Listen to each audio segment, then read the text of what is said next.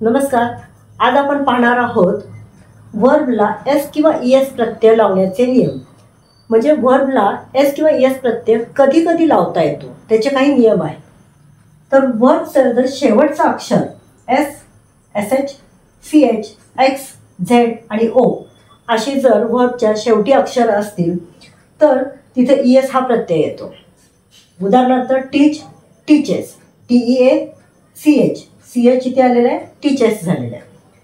दुसरा नियम काय आहे, वर्बच्या शेवटच्या आधीचे अक्षर, वर्बच्या जे शेवटी अक्षर आहे त्याच्या आधीचं अक्षर जर व्यंजन असेल, व्यंजन म्हणजेच काय, कॉन्सनंट, हे जर असेल तर शेवटी आणि व्यंजन आहे आणि शेवटी वाय असेल अक्षर तर ईएस प्रत्यय येतो. ज्यावेळेला हा ईएस प्रत्यय वाय असेल आणि ईएस प्रत्यय येत असेल तर तिथं वायचा लोप होतो, म्हणजे वाय जातो आणि तिथे आय येतो, वायच्या जागी आय होतो. उदाहरणार्थ काय, fly, FLY fly, flies, FLIES, cry, CRY cry, CRIES. आता एल हा काय आहे, व्यंजन आहे, शेवटी वाय आहे म्हणून वायचा लोप झाला आणि IES असं झालेलं आहे.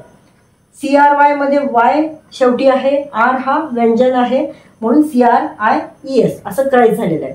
ज्या वेळेला तुम्ही सिंपल प्रेझेंट टेन्स लिहित असता त्यावेळेला वर्बला एस किंवा ईएस हा प्रत्यय लावावा लागतो, ही, शी, इट असताना. तर त्यावेळेला वर्ब कसं आहे, त्याचं शेवटचं अक्षर कोणतं आहे हे बघून तुम्ही तसं हे प्रत्यय लावू शकता. धन्यवाद.